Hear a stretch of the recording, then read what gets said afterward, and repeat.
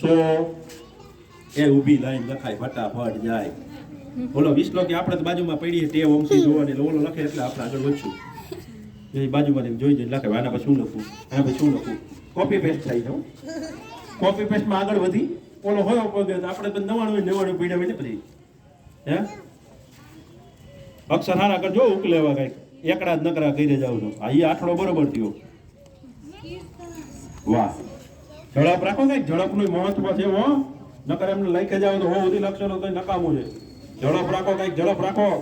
Speed speed.